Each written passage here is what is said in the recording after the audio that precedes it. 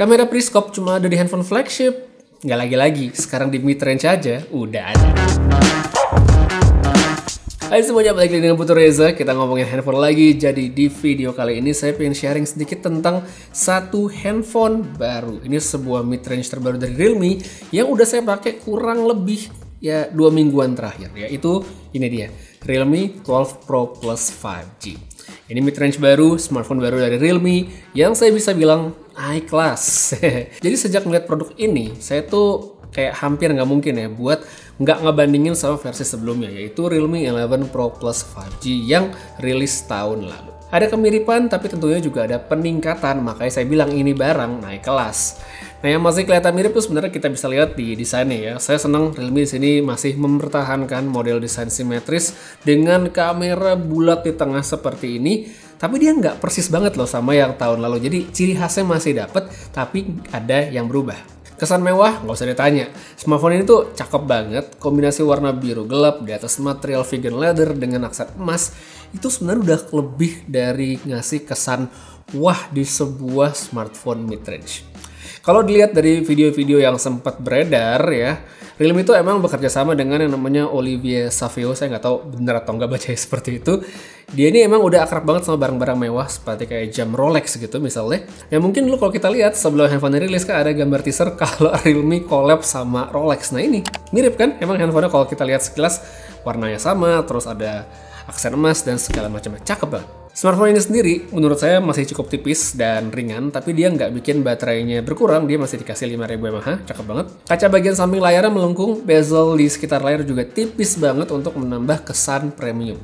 Nah, biar makin lengkap, Realme juga ngasih IP65, IP65 yang artinya ya makin komplit, ada proteksi dari air sama debu di handphone ini. Jadi untuk sebuah handphone mid-range, tampilannya cakep, desainnya nggak ada komplain, dan ini adalah hal yang bagus banget menurut saya. Oke, sekarang kita balik lagi ke bagian yang sentral banget dari smartphone barunya Realme, yaitu kameranya. Jadi selain desain yang udah bagus, Realme menurut saya juga naik kelas banget di bagian kameranya ini. Karena kalau kita lihat nih sebelumnya di Realme 11 Pro Plus 5G, Realme kan mengangkat zoom sebagai fitur jagoannya. Saat itu dengan teknologi in-sensor zoom resolusinya 200 megapiksel. Nah di versi yang baru ini saya lihat Realme jadi kayak apa ya, lebih serius gitu dengan zoomnya. Jadi nggak cuma ngandelin in-sensor zoomnya doang, tapi ditambah dengan periscope lens. Jadi di belakang ini komplit setupnya, ada lensa utama, ada ultrawide, ada periscope telephoto. Jarak optikalnya 3x, tapi dia masih ada in-sensor zoom 6x. Terus pakai 10x digital zoom juga masih bisa, dan jarak terjauh kalau kita coba puter-puter itu bisa sampai 120x. Mode foto bisa lihat di sini masih cukup komplit seperti biasa, dan kalau kita ngomongin Realme tentu nggak bisa ketinggalan yang namanya mode street yang punya banyak banget pilihan filter. Nah yang terbaru itu ada 3 special filter yang dirancang khusus Realme kolaborasi dengan sinematografi namanya Claudio Miranda, dia ini pemenang Oscar gitu. Jadi ada yang Maverick, ada Journey, ada Memory dengan tone-nya masing-masing seperti yang bisa dilihat sekarang. Nah, so lanjut aja sekarang kita masuk ke bagian hasil kameranya, karena ini pasti yang paling penting untuk banyak orang, khususnya kemampuan zoom ya. Kita bahas dulu nih, karena ini kan adalah jualan utama dari handphone ini. Lensa 3x ini menurut saya memuaskan ya, kalau mengingat ini dipasang di sebuah smartphone kelas mid-range, kelas menengah. Detailnya bagus, warnanya juga oke banget. Udah lebih dari cukup untuk foto-foto dengan jarak yang menurut saya nggak terlalu jauh. Selain itu, 3x di sini juga jadi jarak yang sangat ideal untuk menggunakan mode portraitnya. Jadi nggak cuma buat orang ya, mode portrait sini juga bisa untuk benda. Saya udah ngambil cukup banyak banget sebenarnya sampel ya di mode ini, dan saya bisa bilang ini tidak sempurna, tapi tetap bagus sekali. Detail wajahnya dapat, skin tone-nya oke, separasi subjek sama background-nya pun mayoritas bagus, termasuk untuk rambut-rambut yang tipis. Mungkin masih ada lah miss-miss dikit, itu wajar, tapi menurut saya masih sangat bisa ditolerir, dan saya juga yakin nggak bakal banyak yang komplain, apalagi mengingat ini sebuah handphone mid-range, bukan handphone flagship. Palingan kalau ada satu hal yang saya harapkan ada di HP ini tuh adalah opsi untuk mengedit intensitas bokeh setelah fotonya tadi diambil. Jadi kalau saat ini kan cuma tersedia sebelum foto diambil kita bisa ngatur nih. Nah akan lebih baik menurut saya untuk sebuah handphone yang memang mengedepankan fitur portrait buat menghadirkan fitur tersebut, karena akan sangat ngebantu. Lanjut kita masuk ke 6x yang in sensor zoom. Kalau tadi kan yang 3x itu optical, yang ini in sensor zoom. Ini menurut saya juga menyenangkan banget loh untuk diulik saat pengen ngambil foto yang lebih jauh lagi gitu. Jadi kita pengen mendekatkan yang jauh gitu. Detailnya masih dapet, masih sangat bisa diandelin. Stabilisasi di handphonenya sendiri ini juga sangat ngebantu untuk dapat fokus yang diinginkan. Jadi sekalipun kita ngambil fotonya yang jauh gitu ya, jadi ya nggak goyang-goyang gitu, kayak lebih stabil gitu, lebih enak ngekernya. Terus buat 10x ini juga sebenarnya masih sangat bisa dipakai, cuma memang detailnya ada penurunan ya dibanding 3x atau 6x, karena yang 10x ini kan murni digital zoom biasa ya. Jadi ya hasilnya oke, cuman mungkin tidak setajam yang sebelumnya. Jadi ya itu tadi, untuk foto-foto jauh udah oke. Sekarang kita balik ke lensa standar juga nih, yang 1x serta ultra wide. Jadi kan ini sebagai lensa utama yang mestinya kan bakal lebih sering dipakai ya kebanyakan orang. Terus dia juga udah pakai sensor Sony IMX890 yang sebelumnya itu kelas flagship, hasilnya harusnya bagus dong. Saya udah coba-coba dan emang sekali lagi ini menjadi kamera yang menyenangkan untuk foto-foto. Detailnya cakep, warnanya mungkin agak sedikit tinggi kalau kita ketemu warna kayak merah atau hijau, tapi menurut saya masih oke lah, dan mungkin ya kalau emang ketinggian tinggal diturunin aja jadi dikit. Dynamic range juga masih bagus selama kita fotonya tidak pada situasi backlight yang dominan. Terus untuk performa low light juga menurut saya masih bisa diandelin dan hasilnya memuaskan. Lensa ultra wide menurut saya cukup aja, hasilnya nggak spesial tapi tetap bisa dipakai kok, tenang aja, karena emang kan ini selling point utama di handphonenya bukan lensa ultra wide, tapi ya untuk hasilnya sebenarnya masih oke. Satu lagi untuk kamera depan, ini sebenarnya cukup mengejutkan ya, surprisingly bagus hasilnya. Mungkin adalah sharpeningnya kelihatan, tapi buat saya ini masih dalam standar yang oke, karena ya fotonya kelihatan jernih dan detail. Kayaknya udah cukup ya buat fotonya, udah lumayan panjang saya ngoceh dari tadi soal hasil foto. Sekarang kita masuk ke sedikit videonya aja. Di sini Realme bisa ngerekam resolusi 4K di kamera belakang, sedangkan di depannya adalah 1080p aja. Mungkin bisa ditambah kali ya 4K juga di kamera depan untuk seri berikutnya. Untuk hasil menurut saya sudah memuaskan, tambah lagi kan ini ada lensa periscope yang itu dia nggak cuma buat foto tapi juga bisa ngebantu kita untuk ngambil video yang lebih jauh.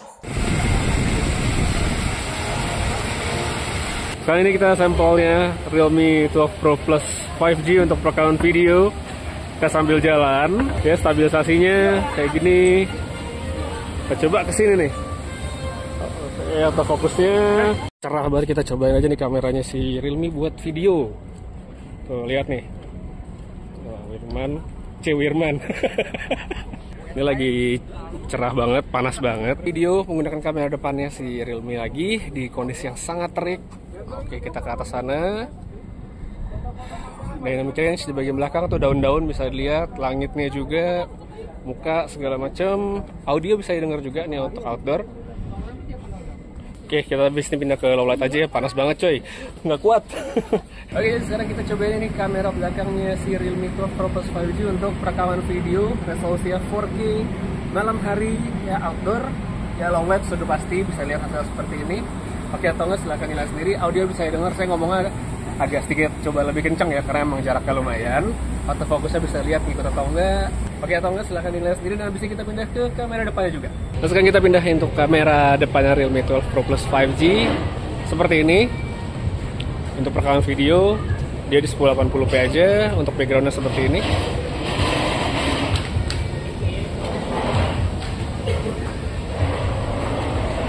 Kalau dipakai jalan, stabilisasinya juga bisa lihat langsung seperti ini. Menurut kalian gimana? Oke atau enggaknya? Silahkan tulis di kolom komentar di bawah.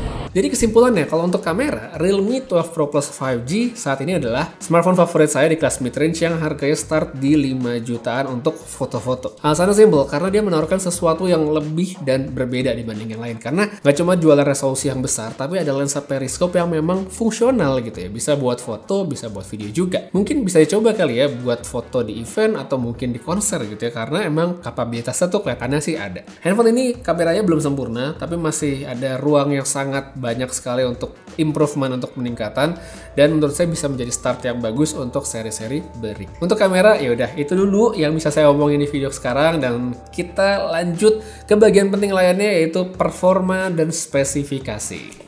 Secara spek, sebenarnya kalau kita lihat apa yang dibawa oleh Realme 12 Pro Plus 5G ini cukup familiar. Dia membawa chipset Snapdragon 7S Gen 2, chipset mid-range baru yang cukup kencang.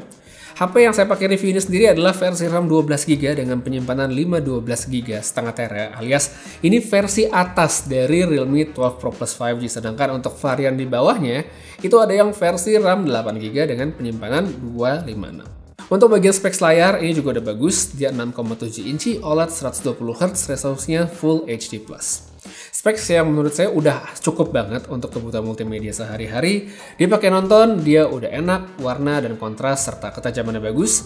Terus ini juga speakernya sudah stereo ya, ada Dolby Atmos-nya, jadi ya sudah komplit sebenarnya untuk multimedia.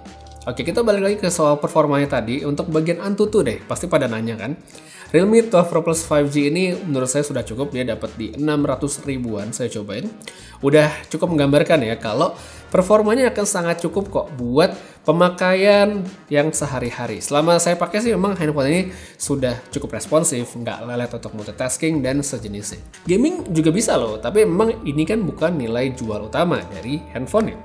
Seperti contoh, di sini saya main standar lah Mobile Legends gitu. Setting yang kebuka emang masih mentok di sini. Jadi untuk FPS tertinggi yang bisa dicapai saat ini adalah 60 FPS. Untuk pemakaian dia bisa dapat average FPS yang cukup tinggi, dan kalau kita lihat grafik pengujiannya ini mulus loh. Jadi nggak banyak naik turunnya. Terus saya cobain juga dengan Honkai Star Rail seperti biasa. Ini saya setting medium dan map yang baru, dan rata-rata FPS-nya juga cukup baik. Ya, saya bilang cukup karena balik lagi memang ini bukan smartphone yang diposisikan buat gaming. Terus buat baterai di sini juga sudah oke kan, kapasitasnya gede tadi 5000 mAh, tahan seharian bisa kalau kita pemakaian dengan intensitas yang sedang. Sedangkan kalau misalnya untuk pemakaian yang lebih intensif, misalnya banyak ngegame, banyak grinding, banyak push rank, banyak pakai kamera untuk foto video dengan resolusi 4K, ditambah lagi dengan sinyal seluler yang tidak stabil, ya mungkin akan tetap perlu ngecas. Cuma ya tenang, ngecasnya juga cepat. Jadi menurut saya sudah bisa dikategorikan aman. So jadi kalau ditanya segi positioning produk dan cocokkah buat siapa sih Realme 12 Pro Plus 5G ini? Kalau menurut saya pribadi ini adalah smartphone untuk orang yang pingin sebuah Android mid-range dengan experience kamera yang berbeda. Jadi dia bukan sekedar buat in-sensor zoom, tapi dia ada periscope telefoto yang memang lebih baik gitu hasilnya. Menurut saya sebenarnya ini udah lebih dari cukup jadi pembeda dibandingkan mid-range lain, karena saat ini belum ada kan mid-range dengan periscope seperti yang ada di rentang harganya Realme 12 Pro Plus 5G. Terus kalau dari segi performa ya sudah cukup meskipun dia nggak terlalu spesial karena specs yang mirip sudah ada di tempat lain. So untuk alasan yang terkuat paling tinggi prioritas saya untuk membeli smartphone ini menurut saya itu dia di kamera. Jadi kalau emang ngerasa suka, ngerasa butuh, ini menurut saya adalah pilihan terbaik saat ini untuk foto atau ngambil video yang jauh di kelas mid-range dengan harga yang start di 5 jutaan. Jadi kalau misalnya kalian tertarik mungkin mau lihat-lihat gitu, masukin wishlist dan segala macamnya, link yang kalian cari mungkin ada di kolom deskripsi di bawah. Untuk sekarang kayak segitu aja dulu sedikit sharing dan pengalaman saya dengan Realme 12 Pro Plus 5G. Makasih banyak nonton sampai habis. Putra Reza pamit, sampai ketemu lagi di video berikutnya, dan seperti biasa, have a nice day.